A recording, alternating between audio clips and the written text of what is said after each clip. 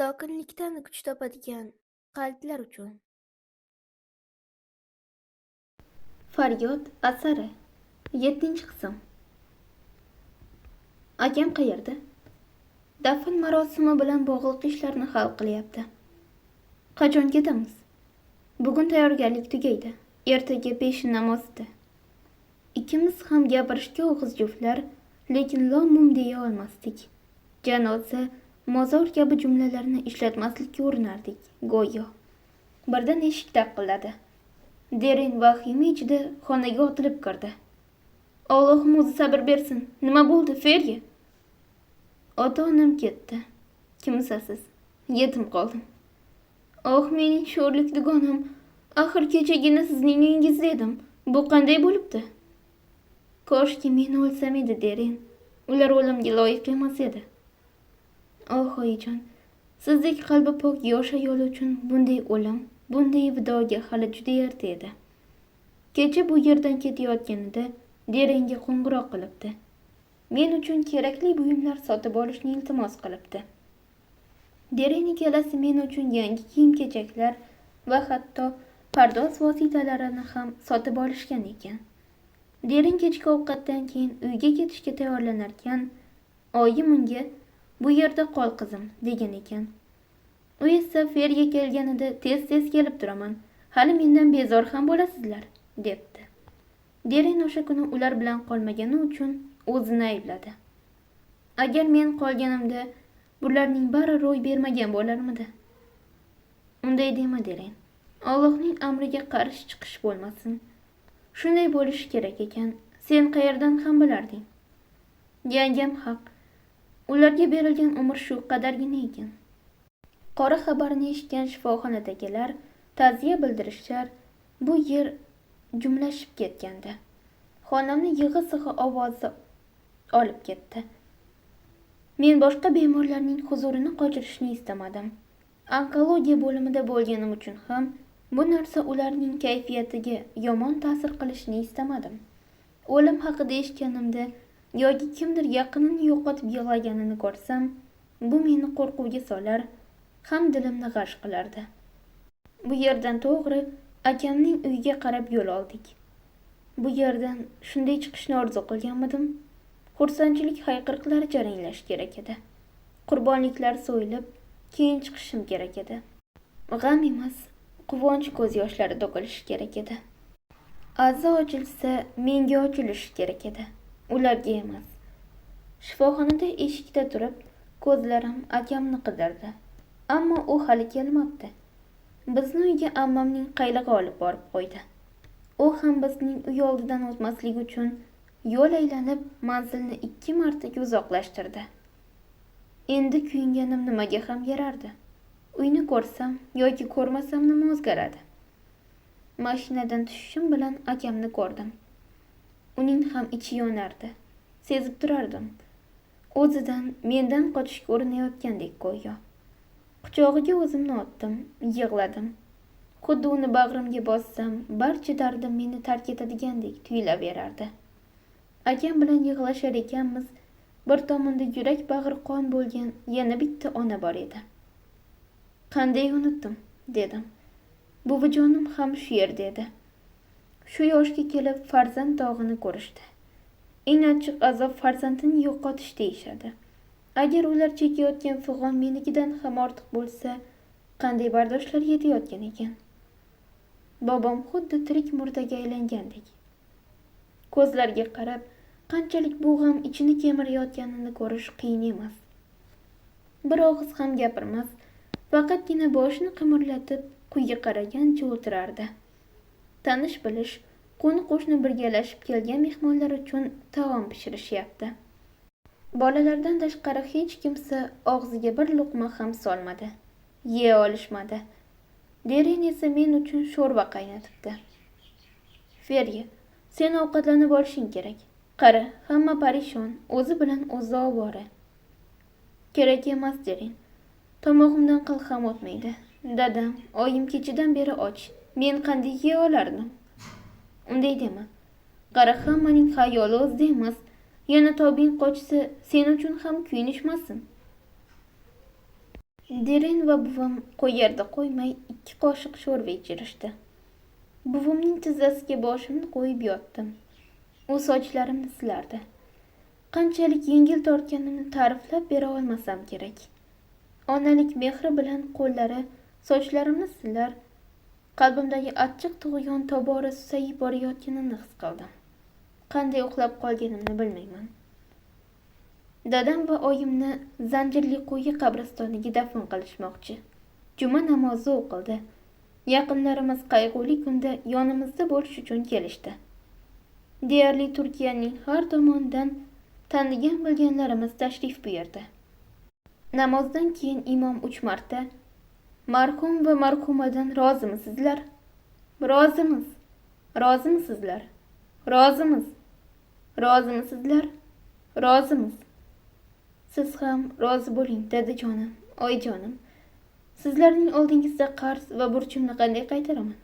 Bundan keyin ularni Mehmet va Barno emas, marhum va marhuma deyishadi. Bir onda ismlari o'zgardi. Men ham bir kechada kimsasiz, yetim bo'lib qoldim. Qanaqasiga yolg'iz qolishim mumkin? Bugun bizning eng baxtli kunimiz bo'lishi kerak edi. Ko'zlarimni yumdim va aslo amalga oshmaydigan xayollar qila boshladim. Men shifoxonadan chiqib kelyapman. Bobom va buvim ham shu yerda. G'amdan ko'z yoshlar to'kilmoqda.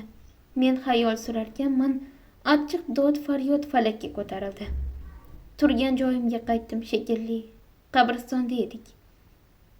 Oxiratingiz obod bo'lsin, oyijon, dadajon, dedim ichimdan. Menga ruxsat berishgandi. Siz esa hayotdan ketdingiz. Meni bu hayotda yashab qolishimga umid berib, o'zingiz bu yorug' olamni abadiyatga tark etdingiz. Qanday achchiq dunyo bu. O'lim shunchalik azob berguvchimi? Aziz insonlarim mening. Men shifoxonadan chiqdim, saratonni yengdim, tuzaldim. Bilaman, sizlarning yagona istagingiz ham shu edi. Oyi, dada, men keldim. Siz qayerga ketmoqdasiz? Dadam bilan oyim qabr ustiga tez-tez tuproq tashlay boshlashdi. Har bir kurak tuproq otilishi bag'ri dilimdan qon qildi. To'xtang, unday qilmanglar. Axir meni tashlab ketmaymiz degan edingiz-ku. Men kuchli emasman. Sizlar bo'lmasangiz men qanday yashayman? Unday qilmanglar. Men ham ularning yoniga boray. Meni ham ko'minglar. Yo'q, bari befoyda. Endi batamom tuproq ostida qolishdi. Ikkisining ham qabri yonma-yon. Ularning biri vafot etganida edi, bundan ham qiyin bo'lardi. Chunki ular doim barobar bor bo'lishgan. Bu hayot varaqlaridan barobar o'chib ketishdi. Mozorlarni so'nggi bor o'pdim. Tuproqlardan ozgina olishni istadim. Sababini o'zim ham bilmayman. Bu tuproqni hidlash oz bo'lsa ham menga taskin berardi. Himoyachi malaklarim, abadiyotgacha alvido. Meni kutinglar. Qabristondan qaytar ekanmiz, bu ulkan shahar har doimgidek g'ala-g'ovurga cho'mgan, hamma nimaningdir dardida har tomonga qarab chopardi. Qiziq, buncha shoshqaloq, buncha tinimsizlikning sababi nima ekan? Oxir-oqibat shu qaro tuproq ostiga g'arq bo'lishimizni unutib qo'yishgandi. Biroz oldingi men kabi. Hatto odam atoning o'g'illari buni xotiridan chiqarmaganida edi. Bir-biriga shuncha zarar yetkazmasmidi? O'lim. Bir insonning bu hayotdan butunlay yo'q bo'lib, narigi dunyoda abadiy yashamoqligi. To'g'ri, boshqa ko'ra olmayman. Lekin ular qalban doimo men bilan qoladilar. Kerak bo'lsa, dardlari ham, sog'inchlari ham, hatto bugungacha bo'lgan xotiralari yashashda davom etadi. Yashayverasan-u, qo'lingdan hech narsa kelmaydi. Qo'lingda imkon bo'lsa ham, bo'lmasa ham hech narsa qila olmaysan. O'lim haq.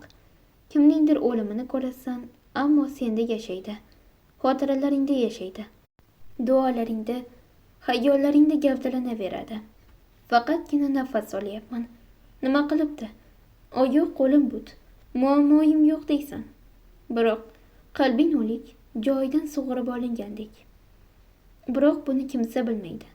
Hamma seni yashayapti deb o'ylaydi. Yangidan yana bir kun boshlanaveradi.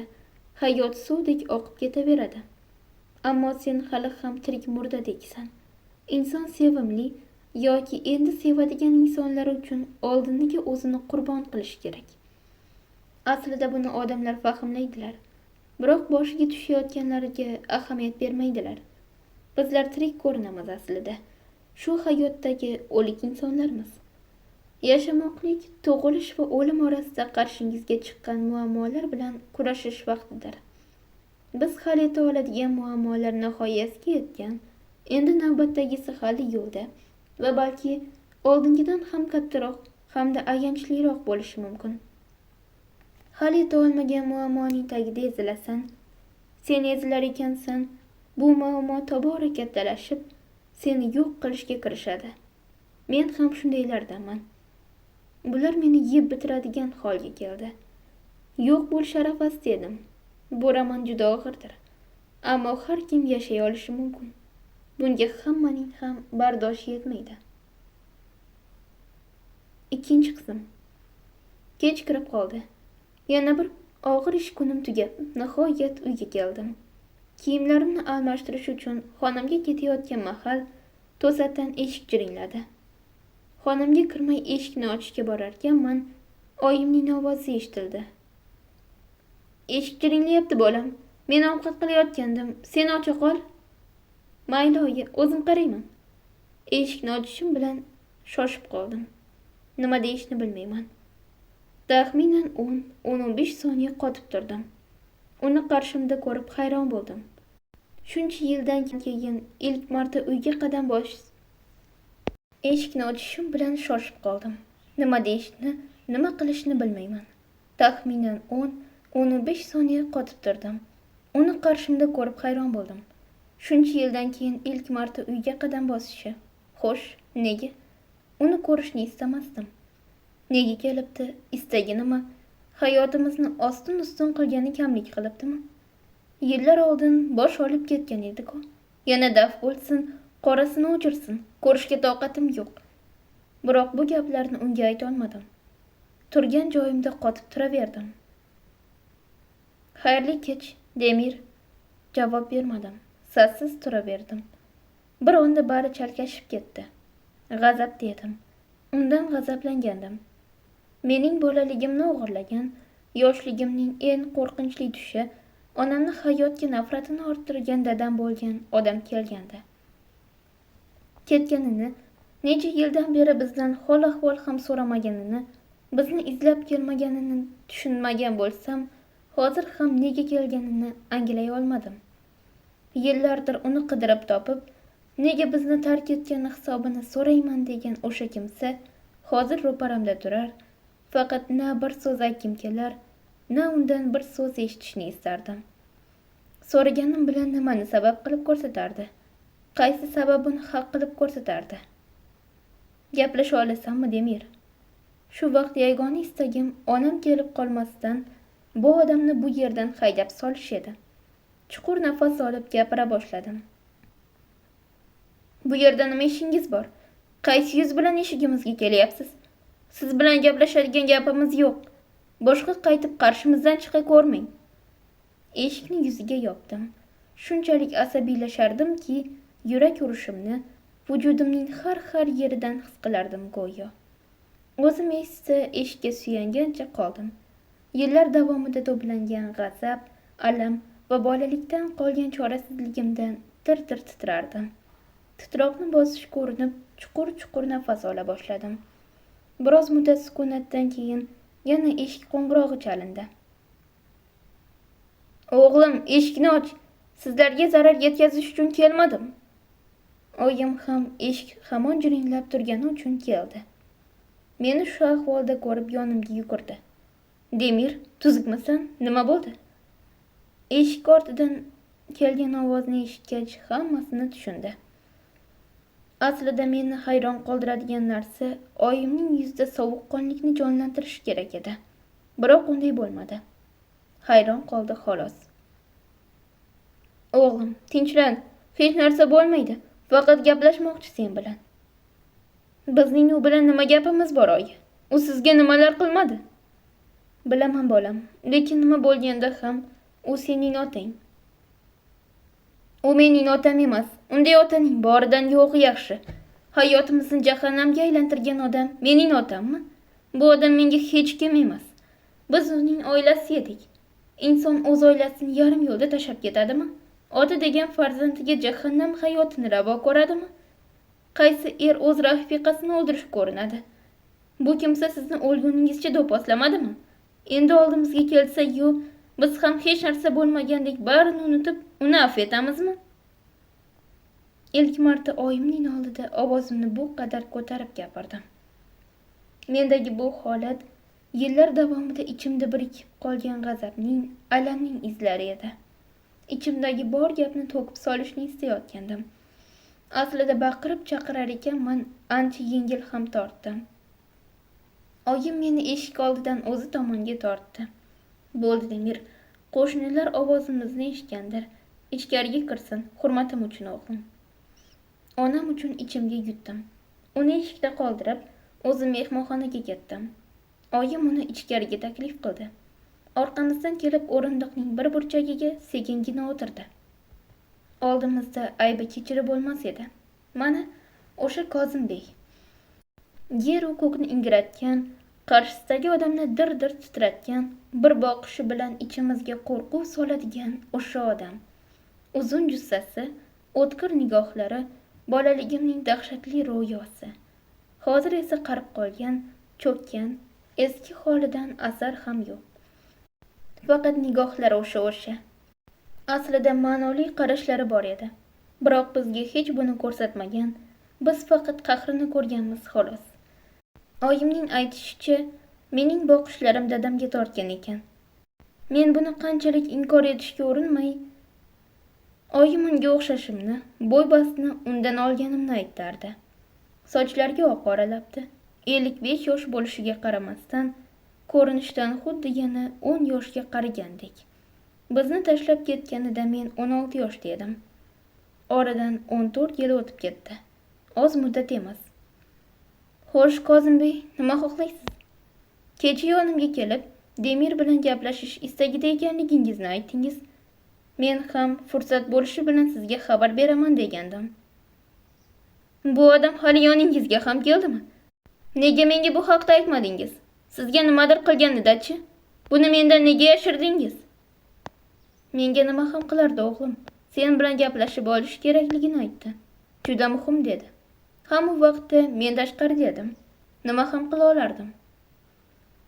Demir, o'g'lim, nima desang ham haqsan. Sizdan nimadir so'rashga ham haqqim yo'q. Meni kechirishingiz uchun kelmadim. Bunga shundoq ham haqqim yo'q. Men sizning o'g'lingiz emasman. Meni boshqa o'g'lim deya ko'rmang. Nima xohlaysiz? Nima kerak sizga? Oradan shuncha vaqt o'tib nega yana keldingiz? Kelib bizdan nima kutyapsiz? Ancha o'zgaribsan. Aytishganidek kelishgan yigit bo'libsan, mashalloh. Istanbulning eng mashhur advokatlaridan deb ta'riflashadi seni. Advokat Demirxon. Ismingni shu tarzda eshitganimda, koshki sizlarga shunday kunlarni ravo ko'rmaganim dedi. Qaniydi, vaqtni ortga qaytara olsam dedim. Juda ham pushaymonman. Koshki dedim ichimda. Koshki bizga shunday qaro kunlarni yashatmaganingizda. Pushaymonligi ko'rinib turardi. Bu ahvolda bizga biror yomonlik qilmasligiga amin edim. Negadir unga o'zimni qo'pol va jahldor qilib ko'rsatishni, uni azoblashni istadim. Balki intiqom olishni istayotgandirman, bilmayman. Unga qarshi ichimda shunday ulkan nafrat yashirin. Yanagina g'azab, alam. Unga nisbatan ichimda zarracha yaxshi tuyg'u shakllanmadi. Menda otaga bo'lgan mehrdan asar ham qolmagan. Bolaligimda mahalladagi bolalarga havasim kelardi. Otalari bilan birga bog'ga borganini, kaptuk o'ynab yurganlarini ko'rsam o'ksirdim. Bola ekanman. Dadamni juda ham yaxshi ko'rardim.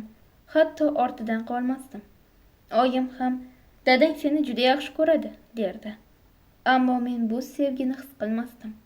To'g'risini aytsam, dadam menga hech qo'l ko'tarmagan, urib so'kmagan.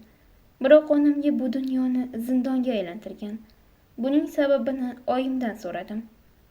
Nega hadeb sizni do'pposlaydi, uradi, tepadi deya berardim.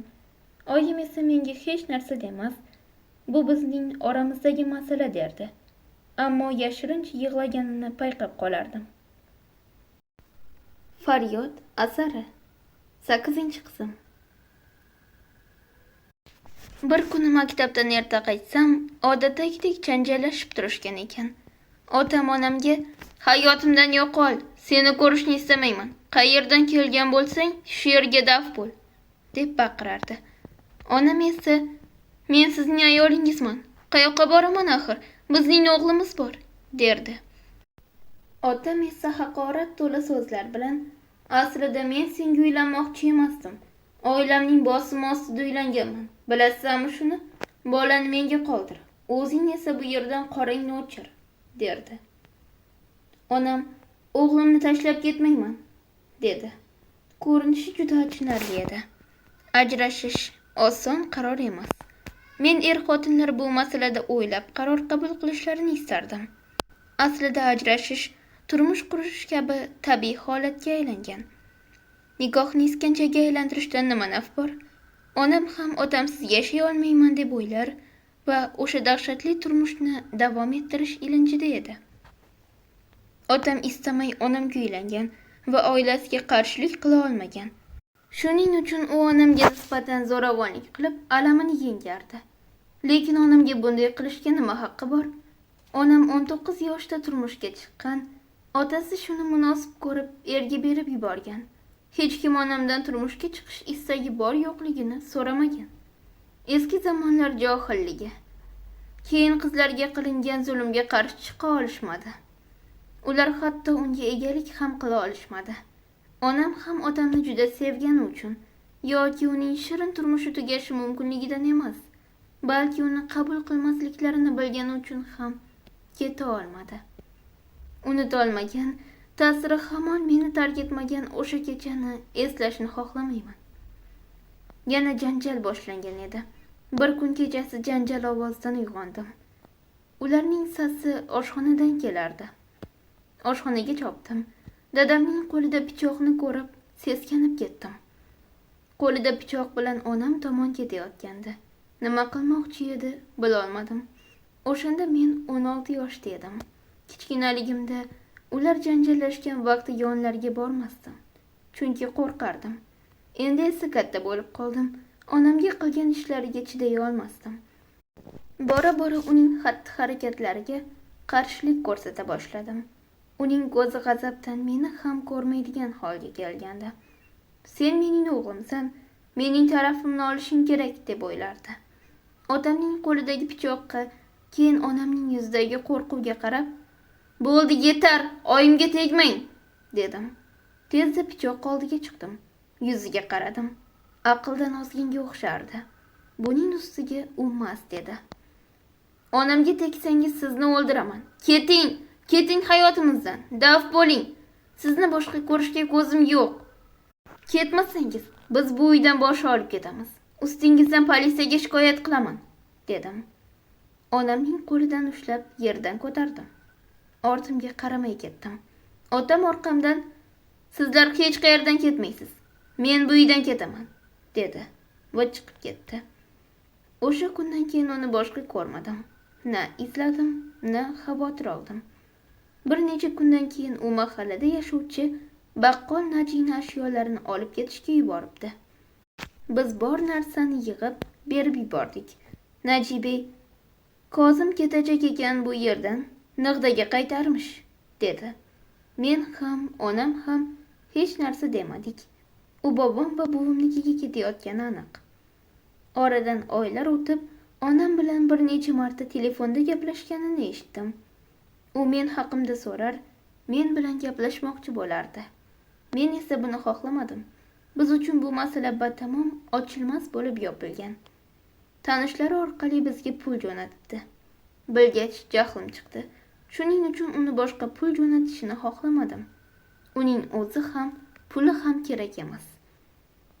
U oilaning yolg'iz o'g'il farzandi bo'lib, o'zi bilan yana 4 opa-singlisi bor edi. Bobom otamni yillar davomida Nig'daga chaqirib tinmagan.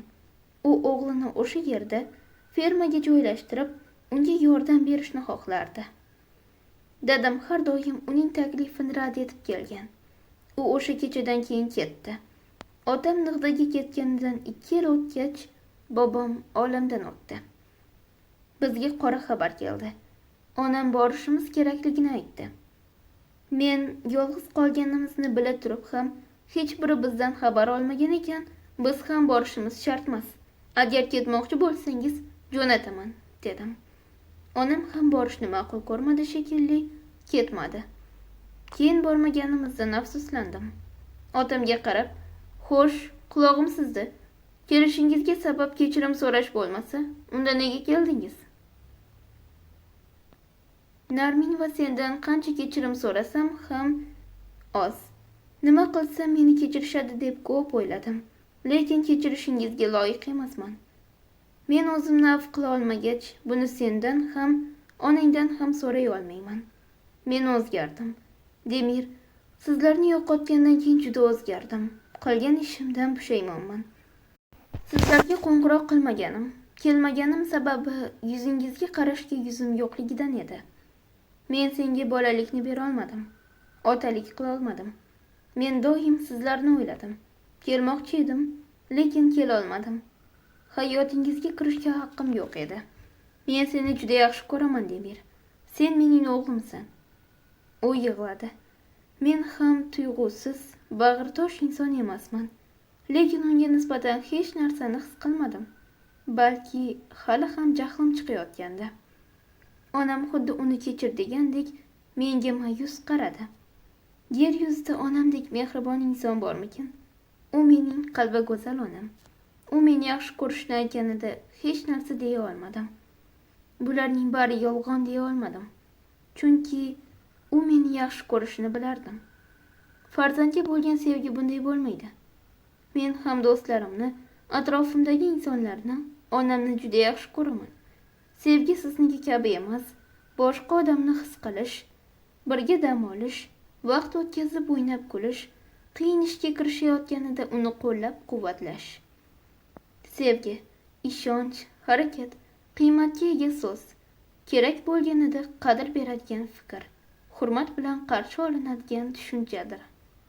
U onamni doim qiynoqqa solgani va mendan doim g'azablangan vaqtlar, o'zini shafqatsiz tutgan og'ir kunlarni unuta olmasdim. Bu yerga keldim. Ha, sizni ko'rishni hamma narsadan ko'ra ko'proq xohlaganim rost. Lekin kelishga kuch bergan yana bir narsa bor. U ham bo'lsa sening singling. Nima? Tushunmadim. Singlim? Ha. Demir, sening singling bor. Nig'daga ko'chib o'tganimdan keyin ko'p o'yladim. Sizlarga juda nohaqlik qilgandim. Onang bilan baxtli bo'la olmadik. To'g'ri, boshqa yo'lini izlasak bo'lardi. Endi bu gaplardan ne naf? Bo'lib o'tganlardan afsusdaman. Qancha aytsam ham o'zimni oqlay olmayman. Oradan bir necha yil o'tgach uylandim. Qiz farzandli bo'ldik. Oyim ham, men ham hayratdan dong qotdik. Uylanib, hatto qizi bo'lganidan xabarimiz yo'q edi. Demak, bizni o'qisimasin deb aytishmagan. Demak, singlim bor. Men doim tug'ishganim bo'lishini juda istaganman. Necha yoshda, kimga o'xshaydi, ismi nima? Juda ham hayajonlandim. Ota mehrini ko'rmaganim uchun jigarlarim bo'lishini orzu qilardim. Insonning tug'ishganlari bo'lishi qanday tuyg'u? Mayli, uylanibsiz, turmush quribsiz, qizingiz bor ekan, shularni aytgani keldingizmi? Yo'q, buning uchun emas. Sen qizimga juda keraksan. Sendan yordam so'rab keldim. U hali kichkina. Sendan boshqasidan o'tinch so'rab bora olmasdim. Sen uning akasisan. Buni bilishga sening haqqing bor. Singlingga yordam qo'lini cho'zarsam balki deb o'yladim. Unga nima bo'lgan deb so'ray olmadim. Gapirishga tilim bormadi. Uning nima gunohi bor? Hech narsadan xabarsiz, yoshgina qizaloq. Ich-ichimni yesam ham so'rashga botin olmadim. Balki oyimdan uyalayotganim uchun deb o'ylab turganimda oyim so'radi. Unga nima bo'lgan? Shifokorlar bu kasallikni atipik autizm, miya rivojlanishining buzilishi deyishdi. Bu chaqaloqlikda tabiiy holat ekan. Ba'zi bolalarning miya rivojlanishi biroz kechroq yakunlanar ekan. Biz ham shunday deb o'ylab yuraveribmiz. Biroq qizimizning kasali unday bo'lib chiqmadi. Qayerga borishni bilmadim. Faqat sening yoningga kela oldim. Sen bu ishlarni yaxshi tushunasan. Balki yordam berarsan. Doktorlar qizchaga e'tiborliroq bo'lishingiz kerak dedi. Men ham qo'limdan kelganini qilyapman. Biroq akasi sifatida bilishing kerak deb o'ylab shu yerga keldim. Bir tomon necha yillardir bizni sevgi va mehridan mahrum qilib, hozir esa qizi uchun oldimda yolvorib turganidan jahlim chiqdi. Men bolasi emasmidim? O'sha mehr va xavotirni nega men uchun namoyon qilmadi? Bir tomondan singiljonim deb kuyindim. Otamga bo'lgan g'azabni bir chetga surdim. Shifokorlar nima deyishyapti? Ya'ni men nima yordam bera olaman? U bilan vaqt o'tkazishingni, unga akalik qilishingni istayman. Bilaman, hozir sendan juda mushkul narsani talab qilyapman. Lekin boshqa boradigan hech kimim yo'q. Elifni ko'rgan vaqting nega aynan sening yoningga kelganimni anglab yetasan. Sen kabi akaga ehtiyoj bor. Shifokor yaxshi reabilitatsiya markaziga olib borishingiz kerak dedi. Men ham bu ishlarni sen yaxshiroq bilasan deb sendan yordam so'rayapman. Nima deyishni, nima qilishni bilolmay qoldim. Elifning ahvolini tasavvur qilgach, achindim. Oyimga qaradim. Go'yo uning yuz ifodasini o'qiyotgandek edim. U Elifga yordam qo'lini cho'zishing kerak ma'nosida qarab turardi. Men qo'limdan kelganini qilishim kerak. Ma'sum bir qizaloqqa yordam berishni chin ko'ngildan istadim. Mayli, Elifga o'zim g'amxo'rlik qilaman. Alloh sendan rozi bo'lsin. Nimani maqsad qilgan bo'lsang, bariga erish. Yordam berishingni, Elifni tashlab qo'ymasligingni bilardim. Juda xursand bo'ldi. Men uchun shunday quvonganini hech ham ko'rmagandim. Bu esa meni xafa qildi.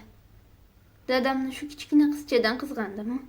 Yoki Elif hozir qayerda? Uyda. Oyisi bilan birga. Elif uchun Istanbulga ko'chib keldik. Uyimiz bu yerdan uzoq emas. Men unda ertaga qidirib ko'raman. Tanish bilishdan so'raychi. Yaqin atrofda yaxshi davolanish markazi bor ekanmi? Juda xursand edi. Uy manzilini berib ketdi.